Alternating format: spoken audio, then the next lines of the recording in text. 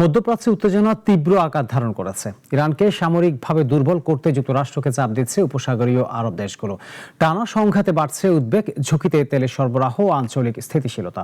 পরিস্থিতি কোথায় গিয়ে দাঁড়াবে সেটি এখন বড় প্রশ্ন। মধ্যপ্রাচ্যে চলমান উত্তেজনা নতুন এক মোড়ে পৌঁছেছে।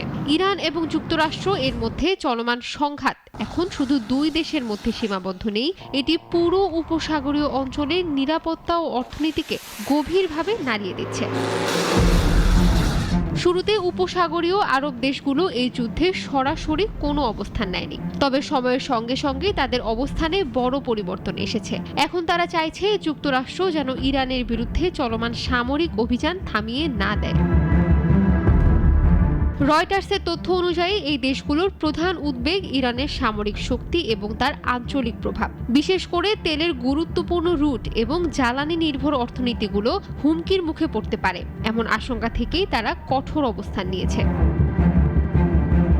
সংঘাতের শুরুতে ইরান শুধুমাত্র মার্কিন ঘাঁটিগুলো লক্ষ্য করে হামলা চালালেও পরবর্তীতে তা বিস্তৃত হয়ে বিমানবন্দর, তেল স্থাপনা এবং পরিবহন খাতেও আঘাত হানছে। এতে উপসাগরীয় ৬টি দেশের নিরাপত্তা পরিস্থিতি আরও নাজুক হয়ে উঠেছে।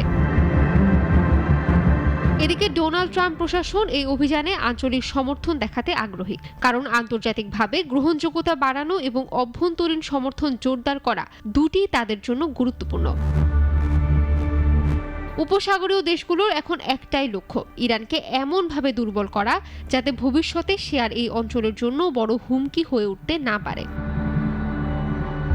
তবে প্রশ্ন থেকেই যায়, এই সংঘাত কোথায় গিয়ে থামবে? এটি কি কেবল সীমিত যুদ্ধেই শেষ হবে, নাকি আরও বড় আকার ধারণ করবে?